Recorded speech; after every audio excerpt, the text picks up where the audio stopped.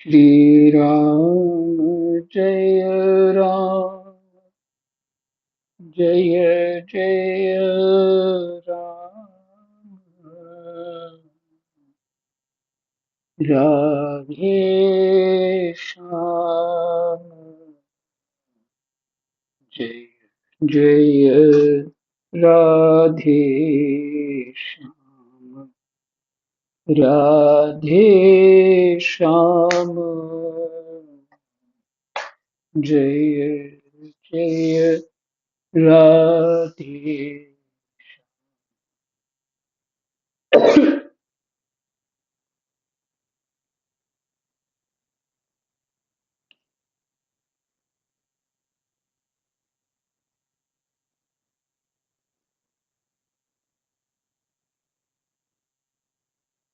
आपने कल ये सुना कि महाराज भरत जी को वो वो डाकुओं के जो सामंत थे वो उठा के ले गए और उनको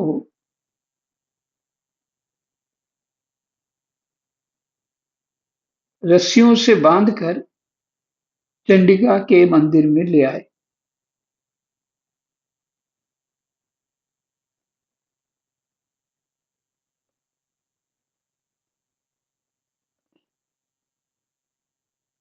विचार ये कर रहा था कि भगवान का निरंतर भजन करने वाले भी, ऐसे सिद्ध महापुरुषों को भी ऐसी परिस्थितियां आ जाती।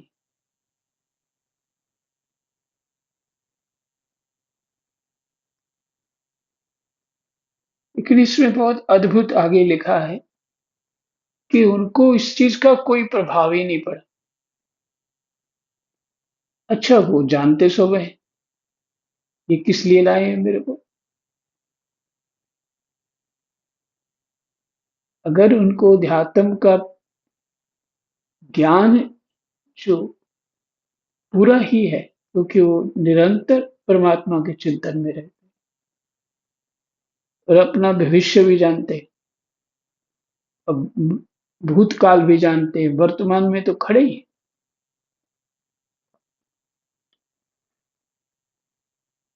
ऐसे महापुरुष के ऊपर भी ऐसी स्थिति,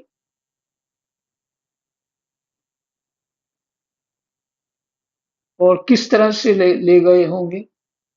वो चल दिए और वहां बांध के बैठा दिया। अब जो आगे होता है वो और भी जानने योग्य है।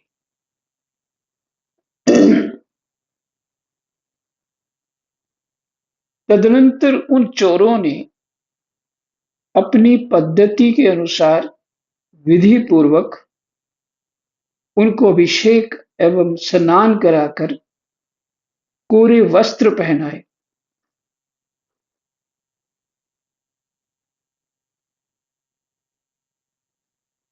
तथा नाना प्रकार के आभूषण, चंदन, माला और तिलक आदि से विभूषित कर अच्छी तरह भोजन कराया।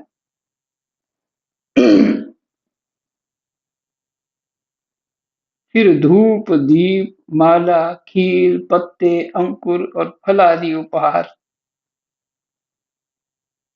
सामग्री के सहित बलिदान की विधि से गान, स्तुति और मृदंग एवं ढोल आदि का महान शब्द करते हुए उस पुरुष पशु को भद्रकाली के सामने नीचा सिर करा के बैठा दिया।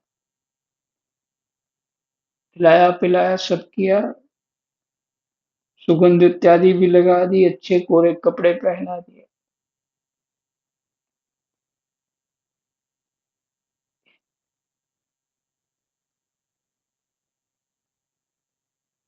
एक एक बार मैं श्री मथुरादास भक्तमाली जी के साथ, मुझे ऐसा लगता है मैं उनके आश्रम छोड़ने जा रहा था, कथा से आश्रम छोड़ने जा रहा था। बड़े अद्भुत सरल संत थे वो।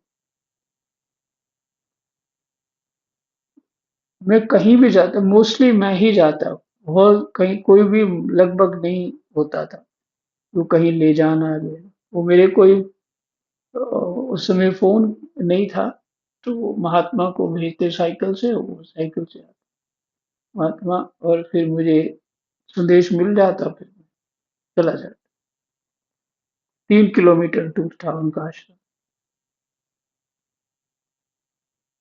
तो बाबा को मैं शायद छोड़ने जा रहा था उनकी कुटिया में, तो मैंने एक प्रश्न कर दिया कि बाबा, ये बताओ, जो लोग धर्म का पालन नहीं कर रहे, मन मर्जी चल रहे हैं, लूट खसूट कर रहे हैं, वो लोग बड़े सुखी और मौज मस्ती में हैं, और जो धर्म के पालन वाले हैं वो इतने वैसे उस तरह से मौज मस्ती में नहीं है। पर ये कह सकते हैं वो कष्ट में अधिक है।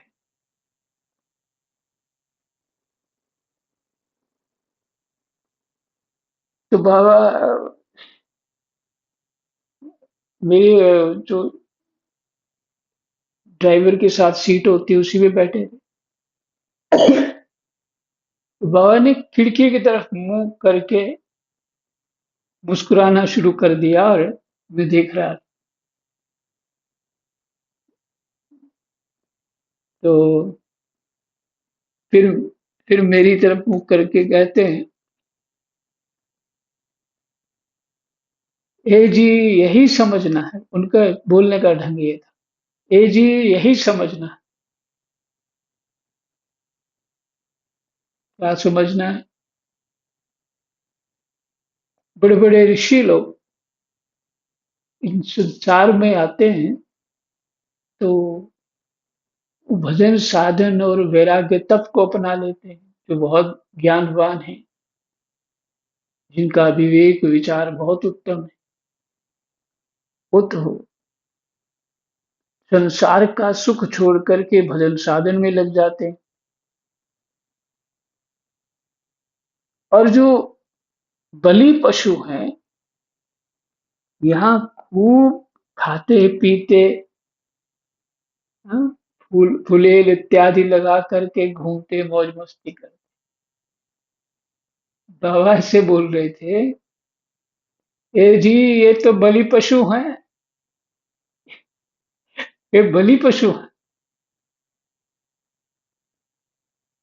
तो समझ नहीं, वो बुद्धि कम थी, तो उतनी समझ नहीं आई, क्योंकि वैराग्य का ठीक से ज्ञान होने पे ये बात समझ में आएगी, हाँ, और शास्त्रों का अध्ययन ठीक से होने पे ये बात समझ में आएगी। क्या? कि बलि पशु इस जीवन में मौज मस्ती, खाना पीना, सब व्यवस्थाएं पूरी आनंद से रह रहे हैं, अपने इंद्रियों को तृप्त कर रहे हैं, मन को तृप्त कर रहे हैं, अपने अहंकार को तृप्त कर रहे हैं। तो फिर इस संसार में फिर आएंगे ना, उसका उधार भी तो देना है ना, जो लिया था। कहीं मजदूर बन के, कहीं किसी घर में काम करके, फैक्ट्री में काम करके देना तो है। पशु बन के कैसे, कैसे भी देना तो है। तो ये कहा, ये माया जो है, ये बलि पशु बना है। तो बाबा हंस रहे थे, उनका हंसना मुझे, वो छुपा भी रहे थे हंसना, पर फिर भी चेहरा बहुत खिला हुआ था। तो अपना उनका जीवन बड़ा तप वाला था, बहुत शरीर, हड्डियां हड्डियां थी बस। बहुत कमजोर शरीर था, लेकिन वो रहते उत्साह में थे मुझे। श्रीमद राधास भक्त माली। तो देखिए, ये पढ़ते ही वो याद आ गया बाबा से जो बात हुई थी, चोरों ने अपनी पद्धति के अनुसार विधि पूर्वक उनको अभिषेक माने स्नान इत्यादि करा दिया, दूध से भी अभिषेक किया, कोई वस्त्र पहनाए तथा नाना प्रकार के आभूषण, चंदन, माला और तिलक आदि से विभूषित कर अच्छी तरह भोजन कराया। फिर धूप, दीप, माला, खील, पत्ते, अंकुर और फल आदि उपहार सामग्री सहित बलिदान की विधि से गान, स्तुति और मृदंग एवं ढोल आदि का महान शब्द करते उस पुरुष पशु को भद्रकाली के सामने नीचा सिर करा के बैठा दिया। इसके पश्चात दस्युराज के पुरोहित बने हुए लुटेरे ने उस नर पशु के रुधिर से देवी को तृप्त करने के लिए देवी मंत्रों से अभिमंत्रित एक तीक्ष्ण खड्ग उठाया। इसके पश्चात दस्युराज के पुरोहित बने हुए लुटेरे ने, देखो एक बात और बात याद है कि हमारे मिलने वाले वृंदावन में पंडित जी हैं, उनका भाई जो है उसके एक हाथ में परेशानी है, ठीक से चलता नहीं, पर वो चंबल के जो लुटेरे वुटेरे थे अब नहीं, उनके परिवारों का वो पंडित। तो मेरे पास भी आते हैं, मिलते हैं वृंदावन में। तो अभी होंगे 55 के आसपास, एक हाथ से कम काम नहीं करता हूँ। तो वो लोग भी भगवान को, कर्म को मानते हैं। लेकिन मैं तब भी उनके यहाँ जाता था जब वो भीड़ों में, जंगलों में रहते थे, तो बुलाते थे मेरे, और बड़ा विश्वास रखते थे मेरे ऊपर।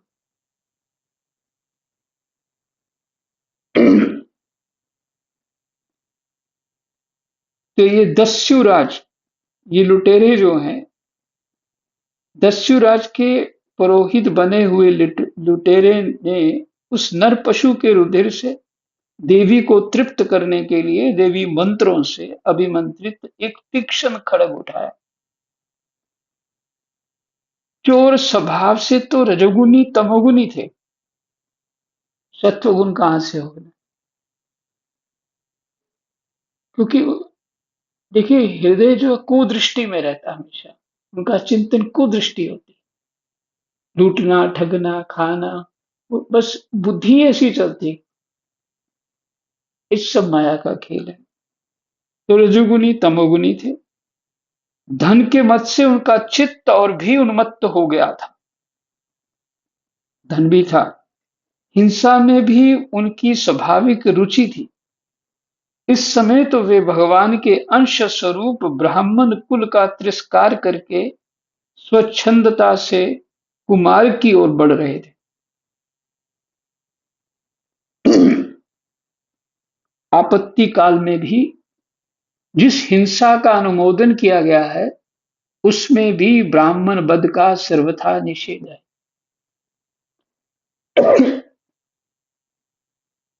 पहले ब्राह्मणों को दंड नहीं दिया जाता था इस तरह से, जेल, फांसी इत्यादि, ऐसा नहीं होता, और उनको किसी तप का दंड दिया जाता कि तुम इतने साल तक इस तरह से भिक्षा, कोई अपराध बने तो ये ब्राह्मण ही दंड देते थे, पहले जज लोग नहीं दंड देते, मोस्टली ब्राह्मण लोग दंड देते। तुमने ये करना है, ऐसे रहना है, ये करना है, तो उसको करते। और कहते भिक्षा मांगने जाना है तुमने, अन्न घर में नहीं खा सकते, तो भिक्षा से अन्न से खाएगा, वहां जाके बोलना है कि मैं ब्रह्म त्यारा हूं, मैं भूखा हूं, मुझे अन्न दीजिए, बोलना है, क्योंकि कौन देगा तुम्हें, कोई बड़ा करुणावान होगा तो दे दे। ऐसे रहना, ये दंड, ऐसे दंड होते।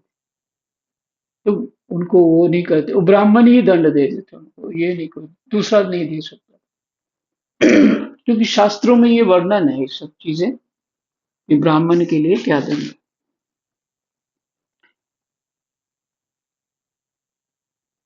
तो उन्होंने ये काम किया कि इस बलि पशु बना दिया ब्राह्मण को, और फिर वो ब्राह्मण कैसे थे,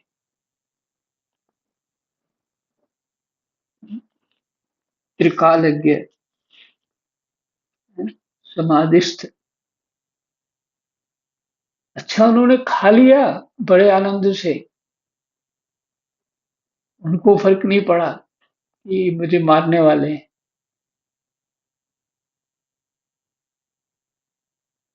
जो जो दिया खा लिया प्रसन्नता। तो भी वे साक्षात ब्रह्म भाव को प्राप्त हुए वैरहीन तथा समस्त प्राणियों के सुहृद एक ब्रह्म ऋषि कुमार की बलि देना चाहते थे।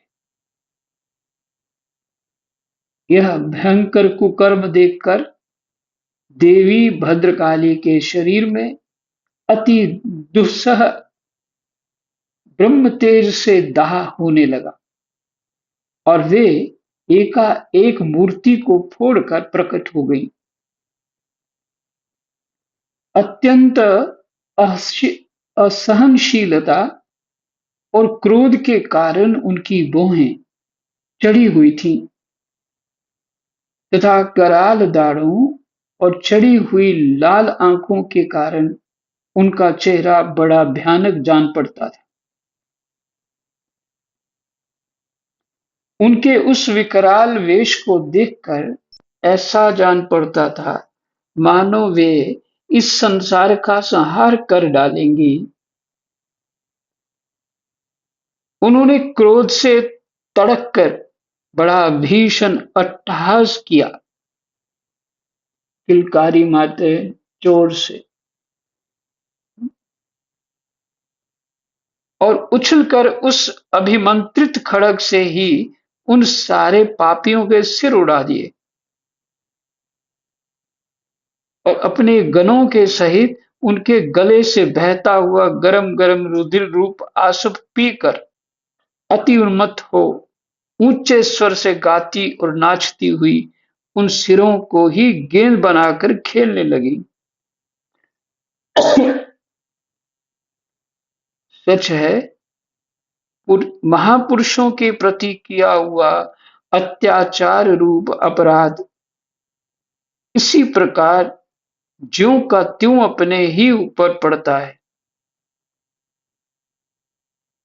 परीक्षित, जिनकी देहाभिमान रूप सुदृढ़ हृदय ग्रंथि छूट गई है,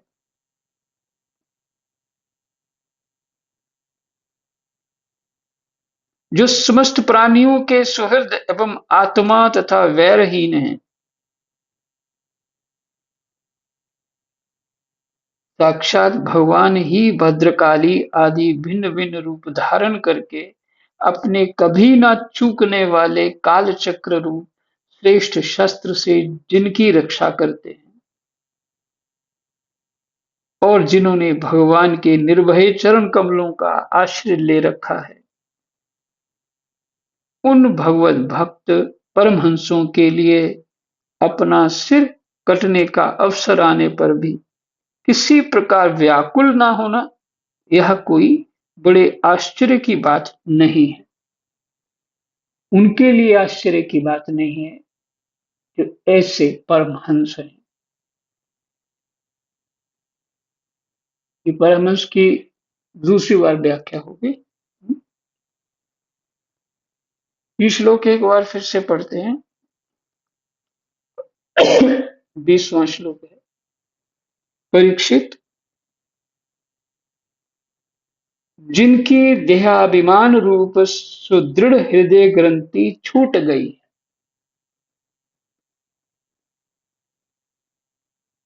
जो ग्रंथि सुदृढ़ है,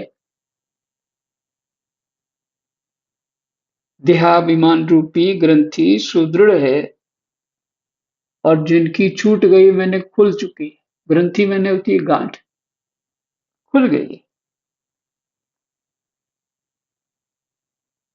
मैंने उनको देह अभिमान, मैं देह हूँ, ये कोई भान नहीं होता है।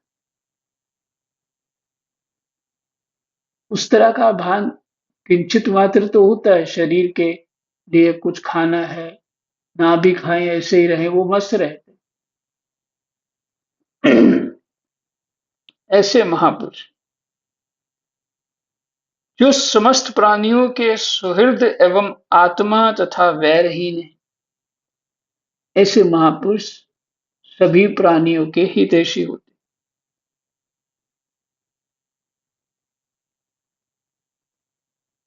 जो समस्त प्राणियों के सुहृद एवं आत्मा तथा वैरहीन है। यहाँ सुहृदता क्या होगी उन महापुरुषों की,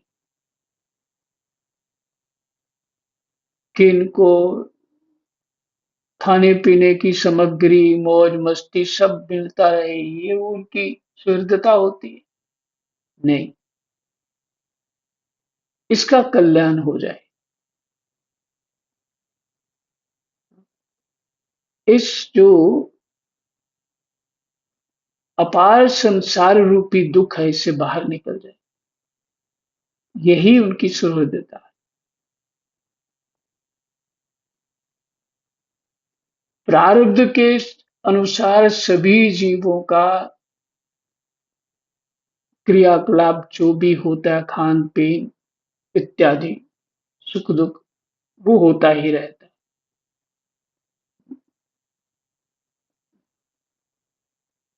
उसकी वो चिंता वो है ही नहीं, उस सबके प्रति करुणार्ध होते हैं। तो क्या सुहृदता क्या है, कि ये कल्याण हो जाए, इस सदा के लिए सुखी हो जाए। जब तक वो इन महापुरुषों के समान नहीं हो जाता, तब तक वो सुखी नहीं हो सकेगा। यही सुहृदता है उनकी।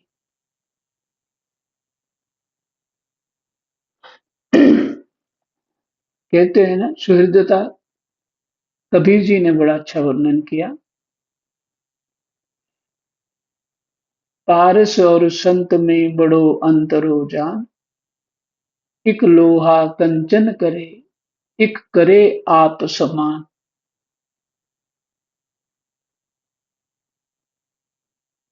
पारस तो लोहे को सोना बना सकता है। पारस जो है लोहे को पारस नहीं बना सकता। और संत संत ही बनाता है। ये है सुहृदता। और कि सदा के लिए उस संसार रूपी दुख से, क्योंकि समस्या ये है कि संसार हमें दुख नहीं लगता। भगवत जी पीछे पढ़ चुके हैं। मनुष्य का लक्षण क्या बोला, कि जो दुख को ही सुख मानते हैं।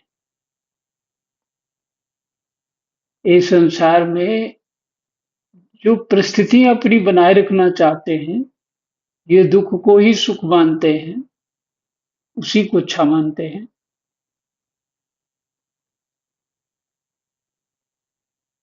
तो माँ बाप जो है, जो जानते हैं बच्चों को, तो वही देंगे, उसी को सुहृदता मानेंगे। प्रहलाद जी ने इसके विषय में कहा है, आगे प्रहलाद जी का पाठ आएगा, उसमें आप सुनेंगे। प्रहलाद जी ने कहा है, गोस्वामी जी भी कहते हैं, केवल मेरे बालक, माता पिता क्या विचार करते हैं, मेरे बालक सुखी रहे, अच्छा खाएं पिए, अच्छा सोए धोए नहाए, घूमते मौज मस्ती करते हैं बस। क्योंकि पहुंची उनके विचार की वहीं तक। लेकिन जो सुहृद हैं, संत हैं, वो उसके लिए सुख जो है, वही समझते हैं सुख को, कि जब तक ये परमात्मा को प्राप्त नहीं जीव ने किया, सुख नहीं हो सकता। बाकी सब माया है, दुख ही दुख है।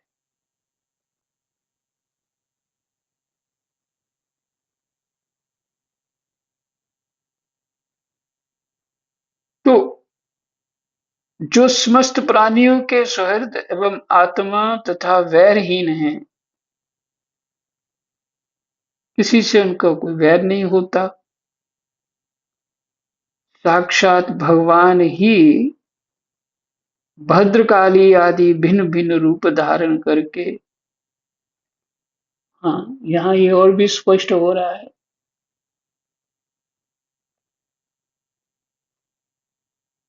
कि इन देवताओं में,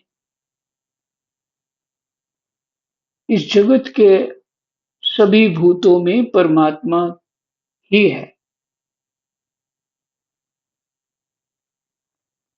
तो भद्रकाली भगवान का ही तो बल है। इसका अर्थ है कि भगवान अपने भक्त को सामने देख रहे, ये मारने वाला है। इसलिए भद्रकाली आदि भिन्न भिन्न रूप धारण करके अपने कभी ना चूकने वाले काल चक्र रूप श्रेष्ठ शस्त्र से जिनकी रक्षा करते हैं, और जिन्होंने भगवान के निर्भय चरण कमलों का आश्रय ले रखा है, भगवान के निर्भय चरण कमलों,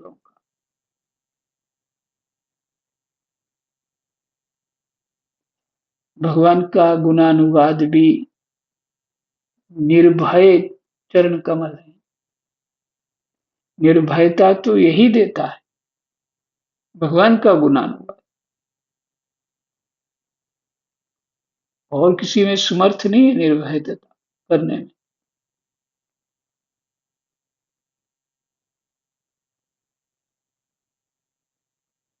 जिन्होंने भगवान के निर्भय चरण कमलों का आश्रय ले रखा है, उन भगवत भक्त परमहंसों के लिए अपना सिर कटने का अवसर आने पर भी किसी प्रकार व्याकुल न होना, यह कोई बड़े आश्चर्य की बात नहीं। कहते हैं ऐसे महापुरुषों के लिए व्याकुल ना होना कोई आश्चर्य नहीं, क्योंकि तो भगवान के निर्भय चरण कमलों में है ये बात, इसलिए वो व्याकुल होते ही नहीं। यही विश्राम आज जो है हमारा 9वां अध्याय विश्राम। कृष्णाय वासुदेवाय हरये परमात्मने प्रणतः क्लेशनाशाय गोविन्दाय नमो नमः।